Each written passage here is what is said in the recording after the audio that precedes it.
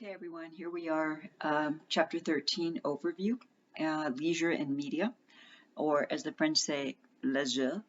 And of course, in English, we say leisure.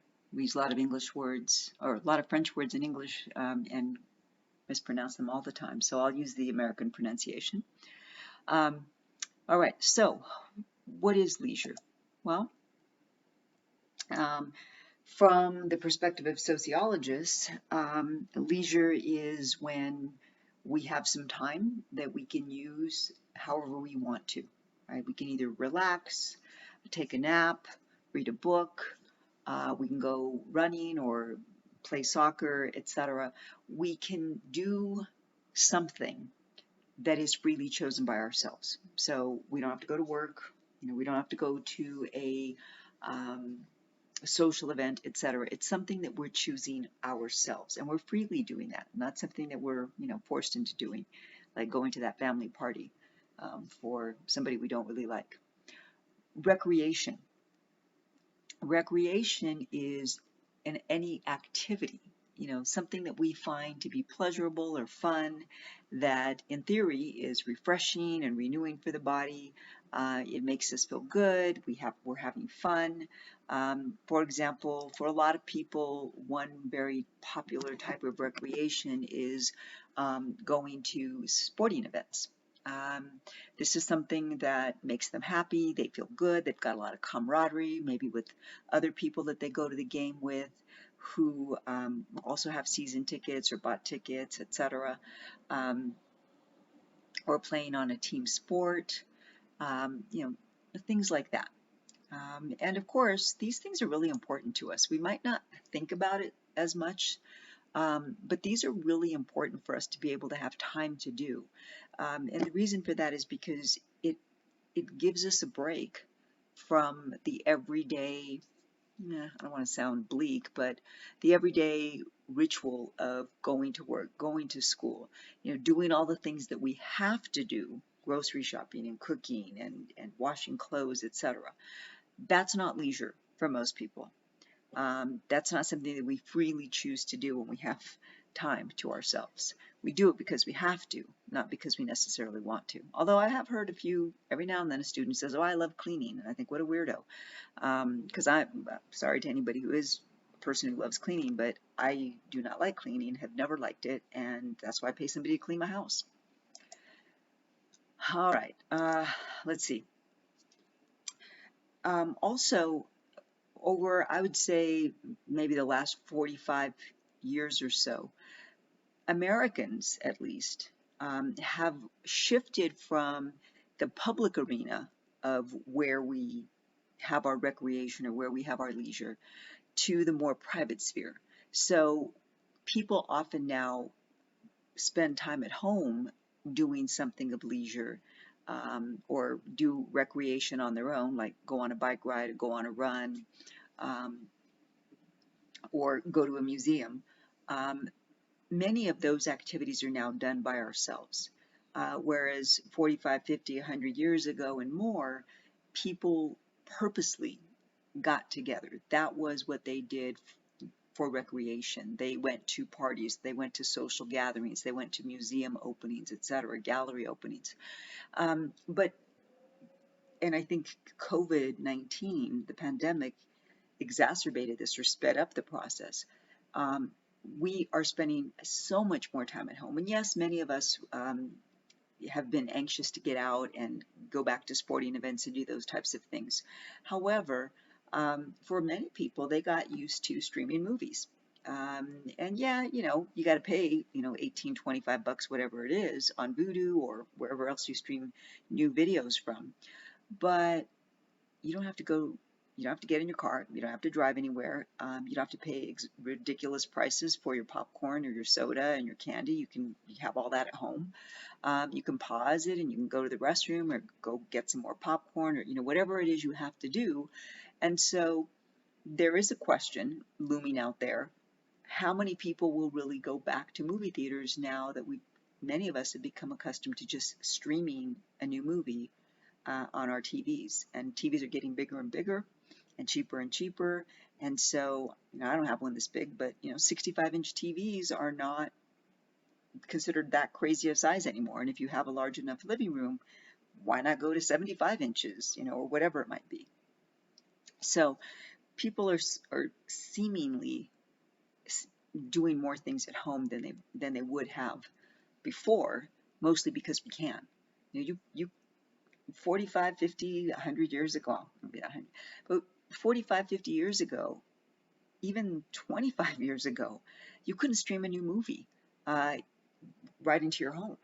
You could rent it after as a CD or even before that as a VHS tape, but you can now just stream it when it comes out.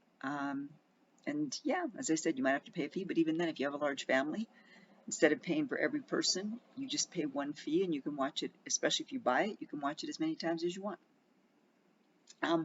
Also, the second point, commodities.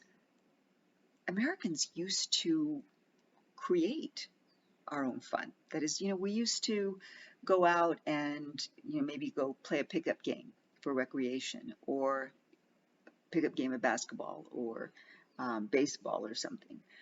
We used to go and, hike in the woods, or go on a bike ride, etc. In fact, I remember as a kid, one of the things that we did for fun when we had free time and didn't have to do chores or didn't have to do homework, etc., was just go and play with other kids. And so, you just get on your bike and ride to your friend's house, knock on the door. Hey, is, Sancho here? Yeah, sure. Okay. Okay. Hey, Sancho, can you come out and play? Yeah, sure. Okay. And if that kid wasn't home, you went to the next house. Hey, is Juanita home? Oh, yeah. Okay, great. I'll play. We didn't have to have play dates, which are something now that parents create. Leisure time for their friends, recreational time for their children, and it's scheduled. It's scheduled and maybe even very structured. There's Legos there, or whatever, some kind of activity. So we now purchase it. We stream movies. We maybe purchase a Spotify subscription, so we don't have to listen to the commercials, all of those types of things. And we buy a lot of goods and services. We buy just about everything known to humans from Amazon and get it delivered very quickly. And we are used to being able to go out and purchase service, whenever we want to. On demand, ride sharing, remember Lyft and Uber, DoorDash, Grubhub, all of these things that make our lives so much easier, which also means we can remain at home, which goes to that first point. And then, again, things that we used to do spontaneously, as I mentioned, those, just going and playing with a friend who happened to be home. The same thing with adults. As a kid, when I was growing up, I remember, every now and then there'd be a knock at the door and somebody, family, friend, some neighbor, somebody would come by. Hey, how's it going? Just came by, and so, hey, have a seat. Start talking to them, and before you know it, an hour or two's gone by. People don't really do that anymore. In fact, I've noticed an interesting trend, well, again, pre-pandemic, that, and I do this too. Somebody says, hey, in 2 weeks, I'm going to, my birthday party, I'm going to have this get together at my house. And you go, oh, cool. Yeah, I'm going to go. And then as the day before or the day of, you start thinking to yourself, oh, man, why did I say I was going to go? I don't really feel like going. I think I'd rather just hang out here by myself in my house and read a book or watch a movie, or, whatever other things you might do when you're home. We start to regret that we said we would go. And so some people I've noticed have started saying things such as, well, I'll see what's on my calendar for that day and I'll get back to you, rather than committing right away. That way, they haven't committed, and so if the day of the event arrives and they don't feel like going, they just don't. And they never said they were going to go in the first place. I want to focus on these three perspectives: the structural functionalism, conflict, and symbolic. So remember that for structural functionalist theorists, their approach is, if something exists in society, it exists for a reason. So when we think about recreation, we think about leisure. Of course, for structural functionalist theorists, they believe that these two things provide a benefit for us. We have to be able to engage in, especially with leisure time, the downtime, or maybe we read a book by ourselves, or we meditate, or we, have a beer out on the patio, or, whatever it might be. Um, that's important for us because we need to engage in what we now call self-care. And we recognize that it's important for each of us as individuals to take care of ourselves. Because if we don't take care of ourselves, then we run the risk of getting sick, either with a chronic illness or possibly even with a mental illness, anxiety or depression, etc. And so for structural functionalist theorists, their focus is on how does being in groups and coming together to engage in um, activities together, either leisure activities or recreational activities, how does that reaffirm the social bonds that we have to other people, and in some instances the emotional ties that we have to others, particularly if it's a family get together or a family reunion. Um, those are things that help us keep those social and emotional bonds that we have to other people intact. Um, in fact, I'm fairly certain you already all know this, but I'll say it anyway. Friendship doesn't just happen. It's not just magic. It might feel like magic at first, like, oh man, we hit it off. I found, you know, met this really cool person, has a lot of the same interests. Great, great. But if you don't nurture a friendship, then before you know it, that friend is not a friend anymore. That person is now just an acquaintance. Somebody you know by name, you know a little bit about them, but you don't really talk to them and wouldn't tell them your deepest, darkest secrets the way you might a friend. For conflict theorists, their focus is on, once again, thinking about and how power and money shape the kinds of leisure and recreation that we're able to have. So for conflict theorists, they look at the differences between um, how wealthy people spend their leisure time and how less wealthy people, even poor people, spend their time. And so for wealthy people, they might be able to fly off for the weekend to some location and have a 2 or 3 or 4 day weekend that allows them to rejuvenate. Maybe they get some massages and facials and lie on the beach, get a little bit of a tan, or get some vitamin D, and they're really rested. Whereas for low income or working class people, they can't fly away somewhere, but what they can maybe do is go to the beach, or maybe go to the zoo, or go to the local park. And that is relaxing to some degree, sure, but it's not quite the same as going to a resort where it's all inclusive and you really just get to lay around if that's exactly what you want to do. For working class and poor people, when they go to the beach or when they go to the park, um, it involves a lot of work still. You got to bring all your stuff. You got to bring the cooler and maybe the barbecue and the charcoal, the briquettes, or the propane, and you got to bring the food and the plates and the drinks, and it's a lot of work to go to the beach or to go to a park. Whereas for wealthy people, if they belong to these country clubs that are on the beach, they don't have to do anything. They just show up, and there's locker rooms and robes and slippers, and maybe bring their own bathing suit. But there are restaurants and all these wonderful things that they can do that enables them to relax and to recreate in such a way that they really are renewed and rejuvenated by their time there. Working class and low income families, after a weekend of taking kids to the park or taking them to their games, etc., those parents are probably still pretty tired. I mean, I don't know this for a fact because I've never had any kids, but I've seen my friends with their children when they were young, and people sign their kids up for crazy amounts of stuff that they want their kids to do. Maybe to tire them out, keep them busy, I don't know. So again, thinking about how having money and having power in society does enable people to have different experiences from those of working class and lower income people.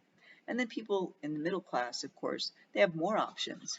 But even then, they may find that they have to drive to their recreational or leisure spot rather than just being able to fly there. And I think about it this way. I was back in May, I was talking to a woman who works at the place where I go to get massages. That's part of my leisure time. And she mentioned that she had gone to see her family, her brother's family, with her family, down to Ventura, California. I live here in Reno. And I said, oh yeah, Burbank Airport's not too far from there. And she said, oh no, when I go visit my brother, I always drive. It's only about an 8-hour drive. And I thought to myself, hell no. I drove up here to Reno from LA 3 times, but that was only to get cars up here from LA to Reno. When I go, well, I haven't been to LA in a long time, but when I was initially after moving here, I always fly. 8 hours? Hell no. But I can afford to do that. She can't. She's got a family. She's got children. And so for her, going to spend time with her brother is her leisure time. But in order to do that, she's got to drive 8 hours there and 8 hours back. Again, a difference in terms of, how much disposable income a family or a unit, a living unit has. So conflict theory. Symbolic interactionism is focused on how, again, within the social environments where we are, what kind of recreational and leisure activities are available to us in those social environments that we're in. So certainly, when we're in our families, with our family members, there are certain recreational or leisure activities that are open to us or available to us. On the other hand, when we're with a group of friends, maybe there's a different set of recreational or leisure activities that are available to us. So, maybe you really like a certain kind of music. You may not go with family members to a concert of that type of music, but you might do it with your friends. And so that recreational activity for you, going to a concert to listen to a certain band with your friends, is something that you wouldn't do with your family necessarily. But with your family, maybe your leisure activity is getting together for every week for a Sunday dinner or a Saturday dinner, whatever it might be. So looking at how in our different social environments we act around the people in those social environments, but also what kinds of leisure or recreational activities do we do with the people in those different groups. And of course, all of these groups tend to have some meaningful role in our lives. Now you might think about a work group, maybe not so much, but when you get into a career, a work group will be an opportunity for you to network. And so after work, going to have a drink or going to dinner or going to a conference, those are things that maybe aren't freely chosen, so maybe they're not quite leisure or recreational, but what you do after work or what you do after that convention, the meetings are done for the day. That's part perhaps of the recreational or leisure activity that you might be able to engage in. And of course, we tend to develop affinity, meaning some kind of like for people who are engaged in similar types of recreation or leisure activities as we are. So I love to read. I haven't joined one yet. I'm on the waiting list to join one, but I was trying to join a book club. It's full, so I'm on the waiting list. Because I like to read, I want to engage in that recreational activity with other people who are reading similar, the same book or books that I'm reading, and be able to discuss those. Sure, I can read books on my own, absolutely, but I tend to read books that are like historical or they're nonfiction. They're nonfiction. So I want to discuss the ideas in those books with other people who've also read the book. If I just wanted to read fiction, which I also read, but not quite as much, then I could maybe do that on my own, but sometimes being in a book club is fun to do as well, to talk about the themes within that fictional work.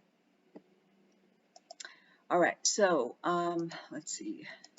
This chapter is also focused on the media. So one thing I really want to point out here is how concentrated the media outlets are today in the United States. And here's just a sampling. Yeah, it's 4 years old, but it's a sampling of the 5 major media outlets in the United States today, and all of the media subsidiaries that they own. And so if you look at Comcast, you see it owns a number of media subsidiaries. You may not have even known that Comcast owned DreamWorks, as well as MSNBC and NBC and Xfinity and Oxygen and Golf Channel and all these other things. They also own Universal Studios and the parks and resorts that are affiliated with Universal Studios. It says University, but it should say Universal. Walt Disney Company, maybe you thought Walt Disney was just Disneyland and Disney World. Nope, they own a lot of media too. AT&T, maybe you thought it was just a phone company. Nope, you see all the things they own. CBS, not quite as large as the first 3, and then Viacom. And these are the top 5 largest ones. Okay, there's a bunch of smaller ones that own multiple, but not as many as these top 5. What does that mean for us as consumers? Well, maybe it means that we don't have as much competition in terms of what kind of media we are choosing, because the people who run these huge conglomerates tend to provide certain types of programming or other movies or media that are more biased or less biased toward one side or the other. Let's see. I do want to focus on net neutrality, because this comes up time and time again. Net neutrality is a concept that was created in the late 90s and in the early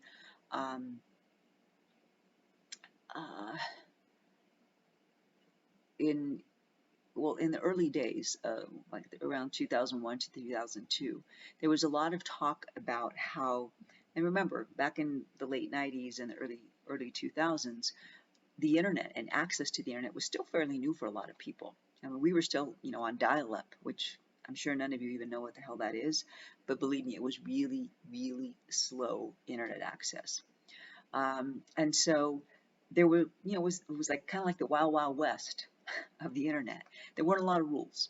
And so there began to be, over time, some complaints about access, the speed of access, the cost of access, etc. And so finally, after a lot of debate, in 2015, Congress passed, or the Federal Communications Commission, the FCC, which regulates the media and therefore the internet, created a piece of legislation that specifically required that all service providers, internet service providers, had to provide access equally to people, could not block certain messages from being posted, could not, quote, throttle internet traffic, meaning that internet traffic would be so, what's the word I'm searching for here? So many people would be trying to get on the internet that people who are willing to pay extra could get faster speed than those who were not paying extra. The idea was that some people were paying for really fast stuff and other people were paying for not so fast stuff. Well, access. In 2017, President Trump's administration said, we're going to do away with that. We're going to do away with that, and we're going to go back to the way it was, which of course means then that people are once again, some people have a phone that's 5G, other people have one that's 4G, and even though their service provider offers 5G, they're only able to get 4G because their phone isn't new enough to use 5G networks. And we all know that some people are, pay for faster internet, whereas others say, well, I'll just go with a $50 a month internet, even though I know it's slower. And when I'm streaming movies, I'm just going to see a lot of buffering, but that's okay. I'll just download them and then I'll watch them. So what we see here is that wealthier people, once again, are getting faster internet access, smoother internet access with less buffering, and they also often have more internet access than people who are less wealthy. So what I mean by that is they can subscribe to things and not have to listen to commercials. Spotify, Pandora, um, I don't know,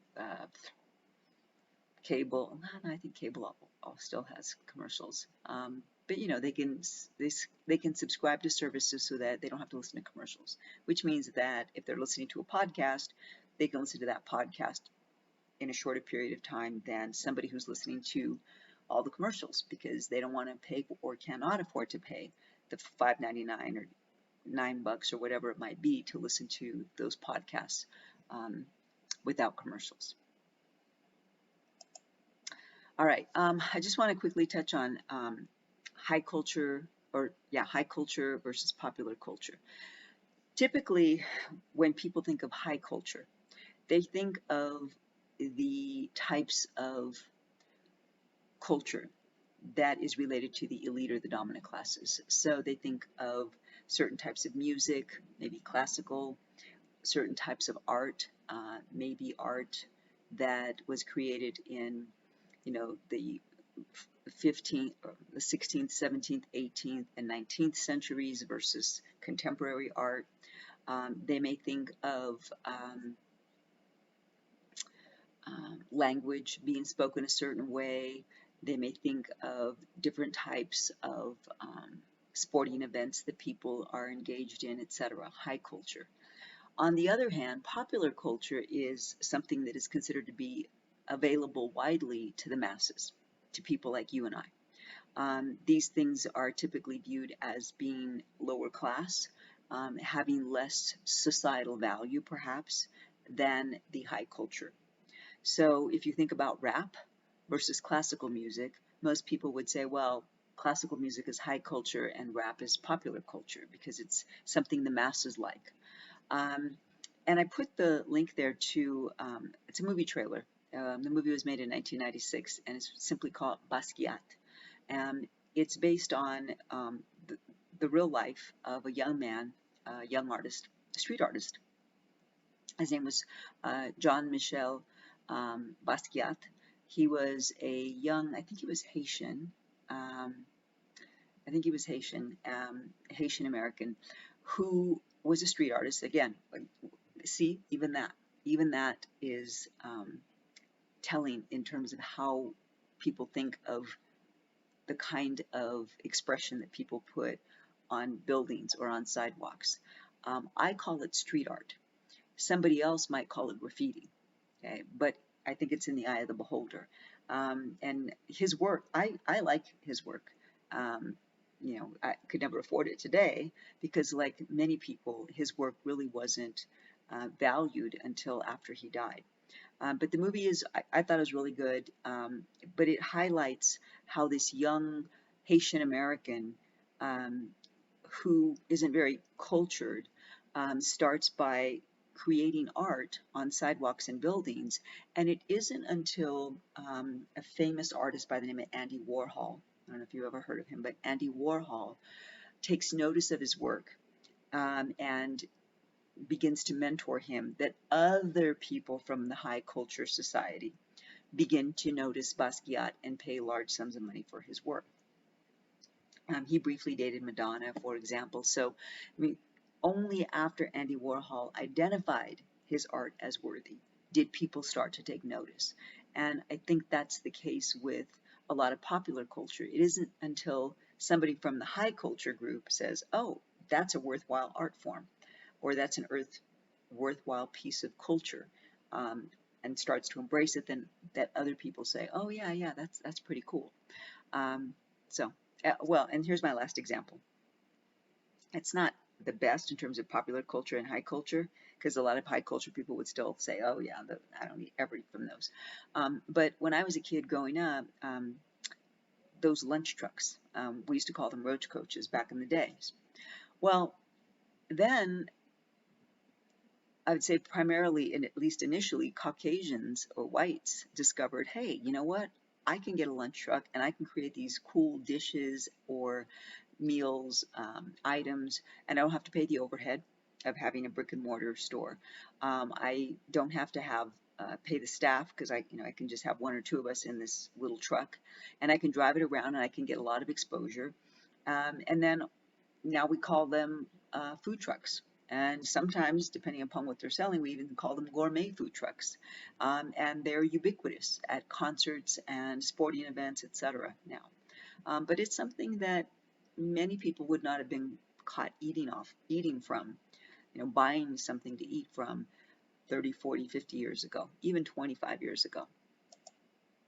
All right. So that's about it that I want to cover here. Yeah. One last thing I will mention here is this idea of role models. And in the media, we often talk about this person, for example, LeBron James. Many people would say he's a role model, or that Oprah Winfrey is a role model, or Barack Obama is a role model, etc. Colin Kaepernick, you may remember him. He was the guy who essentially lost his job playing for the 49ers back in 2016 because he kneeled during the national anthem. There are people who say that people who are out in the spotlight, celebrities, professional athletes, etc., they should use their platform to speak out on issues that they think are important. And there are others who say they don't have any, that their opinions, their ideas are no more important or relevant than anybody else's. And so I just leave you with that thought in terms of what you think about people who are in the spotlight using their platforms. All right, that's it. I'll see you for chapter 14.